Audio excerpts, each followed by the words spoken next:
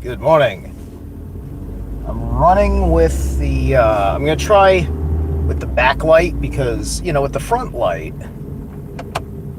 yeah, you can see me better, but then I got the glare.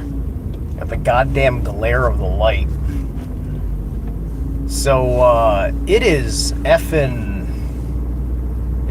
like 65 degrees outside. And we're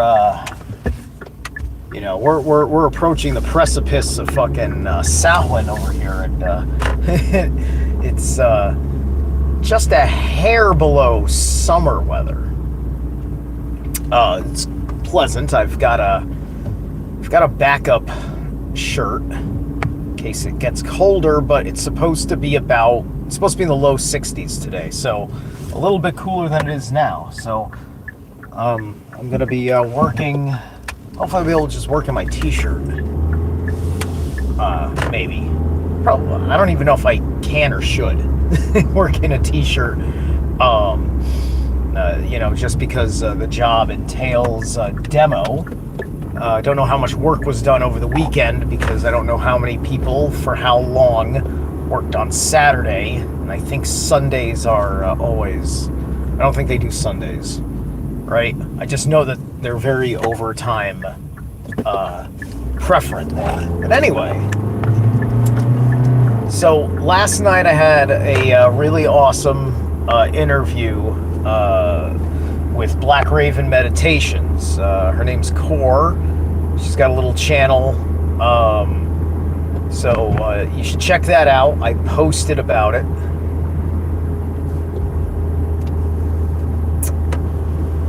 Made sure that it went up,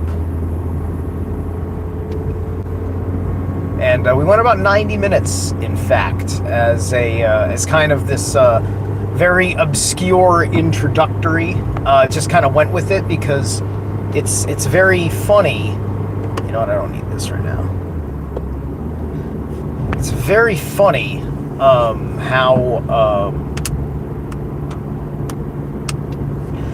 how she's so intuitive that she's got no precise idea who I am. She just enjoyed the comments back and forth on one of her interview videos, and she liked the vibe so much she just invited me on without even checking who I was talking. So I assumed that she knew my work from somewhere.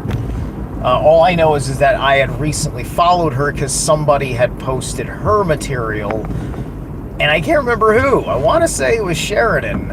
I haven't really had the time to look with everything I got personally going on. Something as simple as just going to someone's YouTube channel or Telegram. Well, his Telegram feed is like, it's like, you're off for like you're off for like an hour and there's like 50 new posts, So,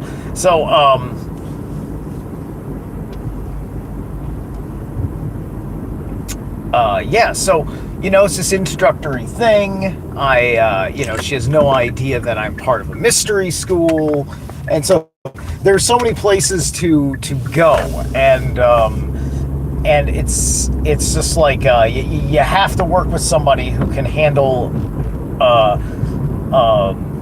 very obfuscated type of answers, because sometimes it can be really hard to figure out, okay, what answer to that question does she understand? Does her audience understand? Am I going to make sense to her, right? To be honest, the conversation didn't even go precisely the way she thought it was either, because she wanted to get into the relationship, the differences between the Norns and the Morai, who are the Stygian witches of Greek mythology. And we didn't quite get there. We didn't quite get there about discussing those aspects of time and things like that. But she's pretty cool.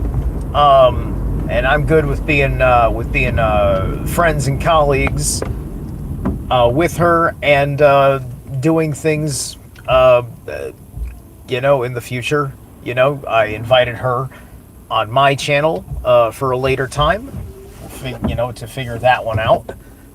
Right now, I'm going to be squeezing a lot of my evening time. I want to put in overtime at this gig. I can't put in overtime today because today is my follow-up chiropractor appointment, and I definitely need it.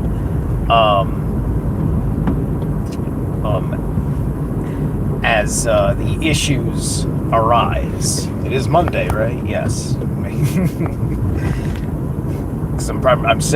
asked myself, I did live through Sunday yesterday, right? Yes, Sunday is when I was supposed to do the interview that I'm talking about on this stream today.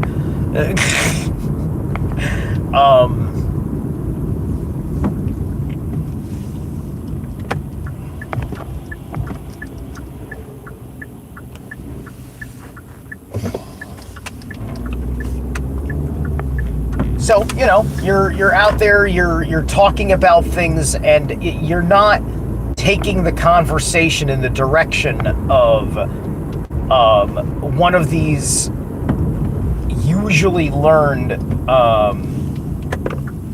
mystery school students, right? Who is kind of sitting there in, because they're usually in the dogmatic script of things. Working it out off of those foundations. And sometimes they strip them, sometimes they don't. Like the Enneagram, right? Gurdjieff's Enneagram is a really, really wonky system. And the only reason why it's there is because it is building upon a lost Enneagram, because effectively every number after 3 or 4, if you will, has its own star. Yeah, I mean, no, 3. Yeah, 3 has a star. Like, I suppose once you're hit the number 3, you have you start being capable of having star patterns, 3-pointed stars onward, and then those stars are chakras because they can spin, because they are symmetrical. Even the odd-numbered star is symmetrical because you can cut one of the points in half, and at least it's mirroring itself, right?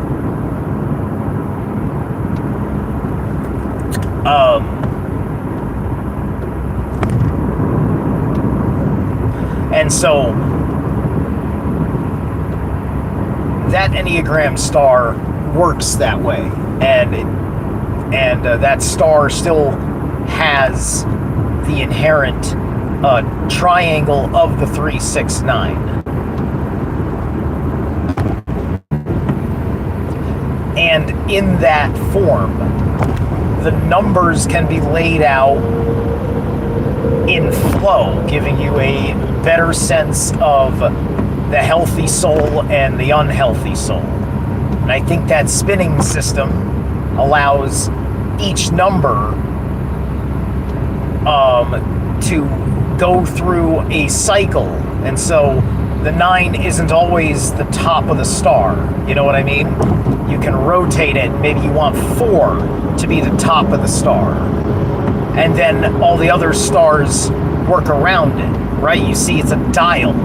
It's a dial-in. You can tap into all 9 parts, and it's helping you understand how the energy flows if you take on those personality traits and putting them in the top, and how that shifts all the dynamics and how you can work with it, and you don't have to be fixed to the one that you kind of calculate and figure out that you are.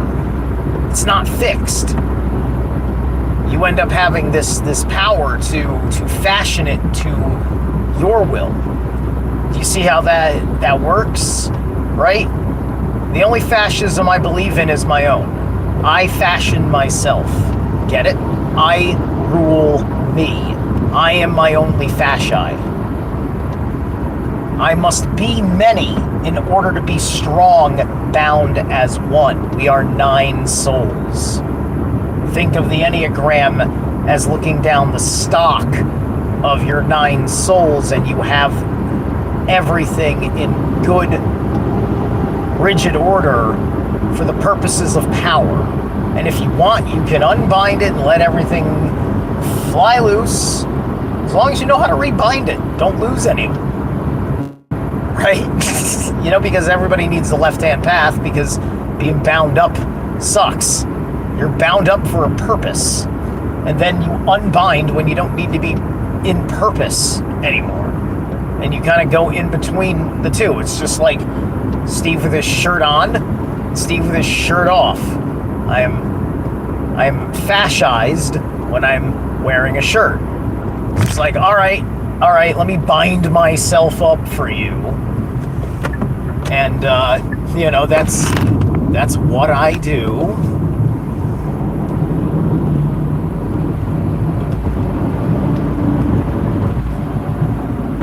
That's what I do. When I do things with other people on my channel who aren't like my very friendly to each other people on the absolute same wavelength, right? I can go on with like Bush Whisperer or Stein with my shirt off, because we're all kind of, we're all kind of people that are like that, kind of like want to have that, come sit around the tribe in our most relaxed state, right? That's why the attack on paganism should be an offense to your soul, because what they mean is an attack on people in a relaxed fucking state. You are relaxed because you've realized that accepting nature as it is, complete with all of its flaws, takes away all of the reasons you'd ever need a religion.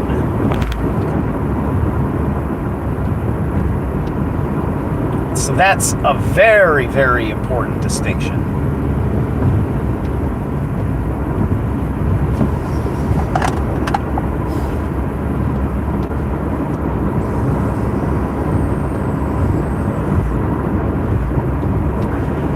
I see activity in my chat room. Let me see, can I get the lights up? I can. Hi, activity in the chat room. Let me see who is you? Who you is and who you isn't. Oh my gosh, I hate... I gotta try and read your things. I can't even read your name right now. Why is this guy's headlight so fucking annoying?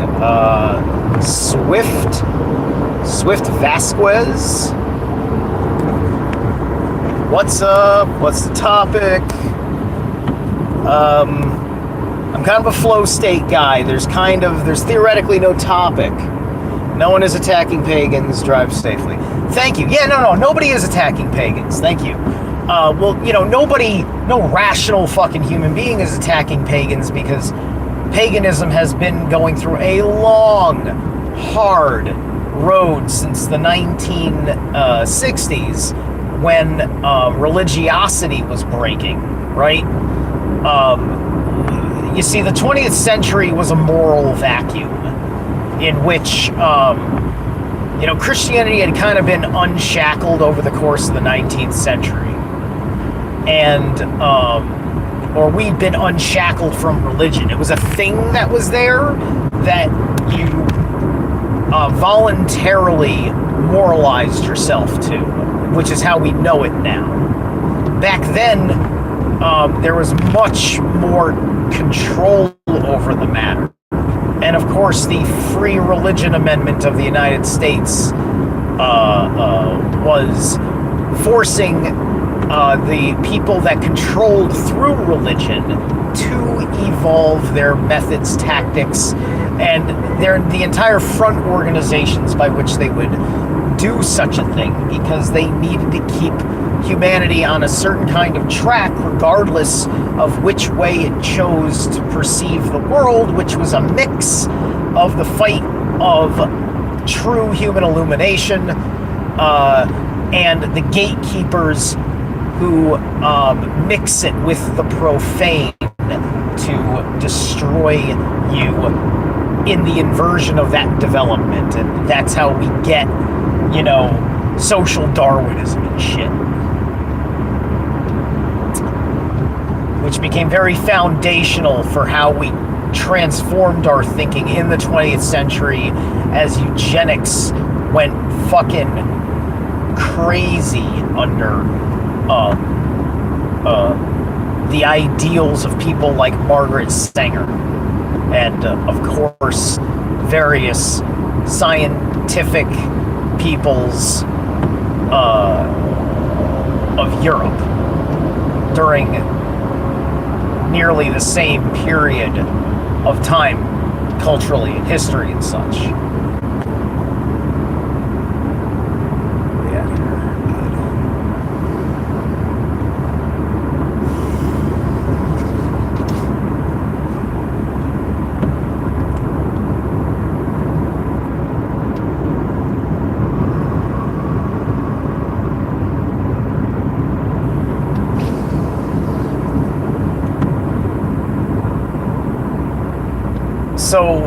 So they have been doing that, like Megyn Kelly popped up with the stupid comment that she said, Pete Hegseth popped up with the stupid comment that he said,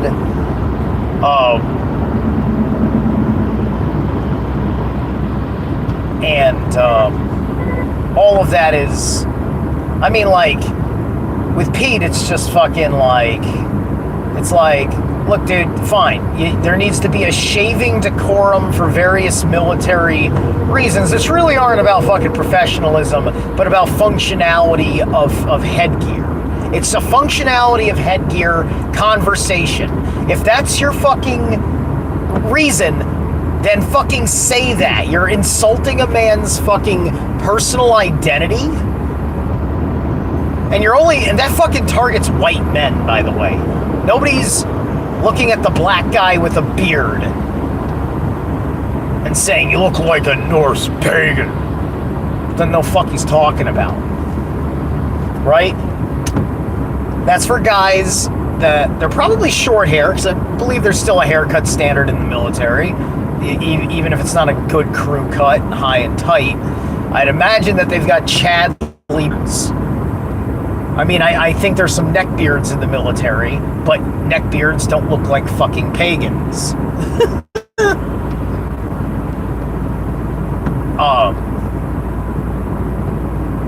But that's not what he fucking said. All he had to fucking say was, it is whatever way he wants to say it, but our military standards, our men need to have fucking clean shave because we still have hand-to-hand combat situations for our urban fighters, and all our men have to be prepared for that. And this, he could sum that up in very short words from the world he lives in, and the vernacular that he is conveying to anybody going through recruitment and boot camp. Come the fuck on, right?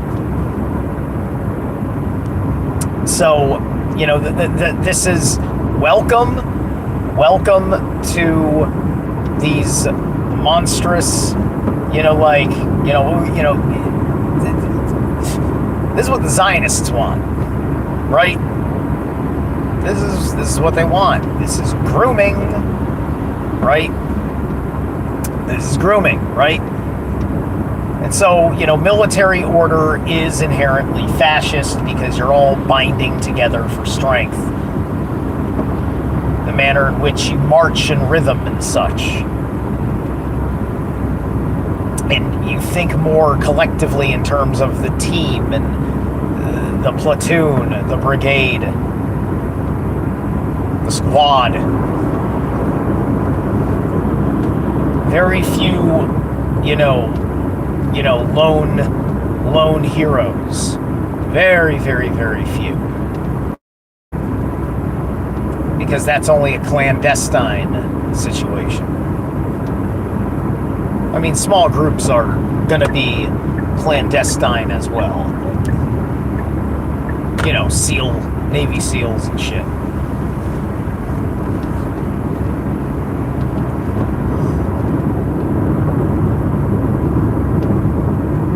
So,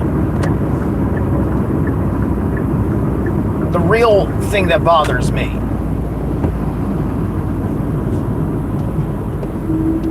is, let's not fucking kid ourselves. Let's not fucking kid ourselves with the attitude, especially with the shifts in the world. We never repealed the draft. Everybody was satisfied with the draft being suspended, but they didn't want to give that up in their arsenal. They couldn't rationalize it, and it was done during the Cold War, which was probably their excuse for keeping the draft around. And Russia and China, more so Russia, because we don't see enough military from China like we used to. Mostly because China did fuck themselves over quite a bit in the pandemic. They don't quite have the same verbose military display going on for their people.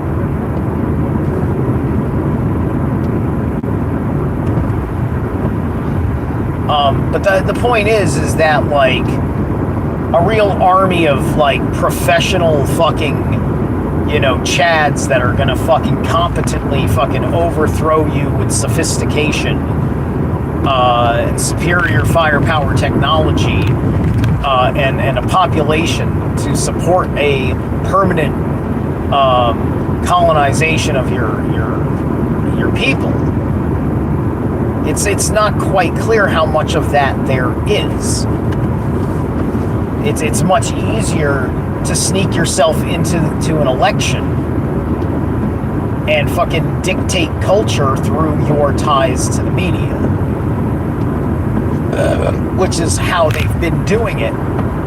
And now it's a matter of using the media's incompetence as being just an order-following mouthpiece to be this impotent, incompetent thing to the American people. Beard-wise, precisely. To be this thing, for the American people and just be a failure at it, right? At the end of the day, the reporter who asked about the Epstein file that revealed that Trump was done entertaining that conspiracy. Haven't you noticed that Trump has completely abandoned most conspiracy theories with the exception of partisan politics accusation theories, which is, pretty typical. The Democrats this, the Democrats that. Right? Because he's got so many agreements now within the Republican Party that he's got the Republican Party where he wants it. He doesn't have to fucking agree with our grievances of what the Republican Party is accepting from him as a whole, as if it was us.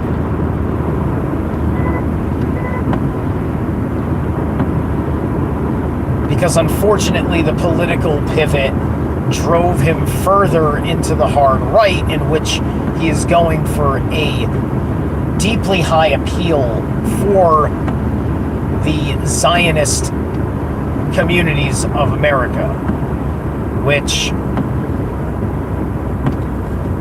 have a lot of, unfortunately, strong political integrity.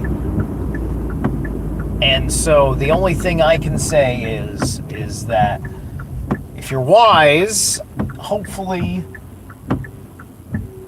you will thrive through this. Perhaps you are fated to, towards some less preferables.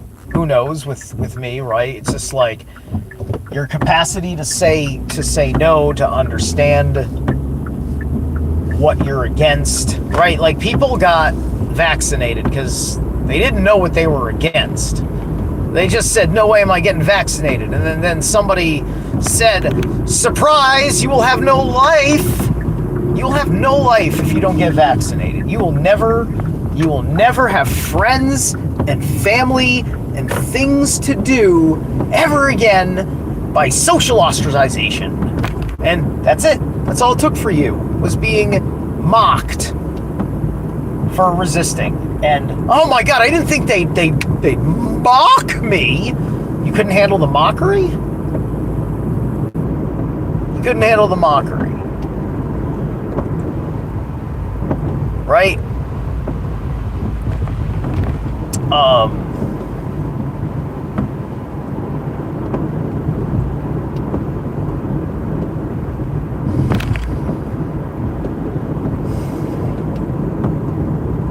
Yeah, there's a whole lot of things to say. Too many, and a lot of people, of course, were in a trapped situation with that, right? And so,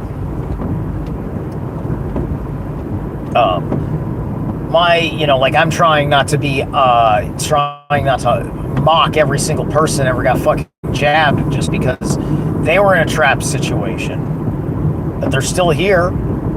They still have the possibility of transcending this shit because they are still living, breathing, and thinking souls in this realm.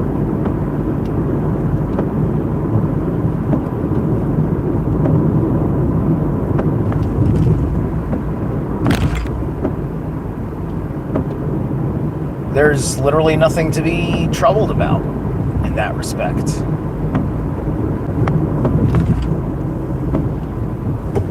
All right.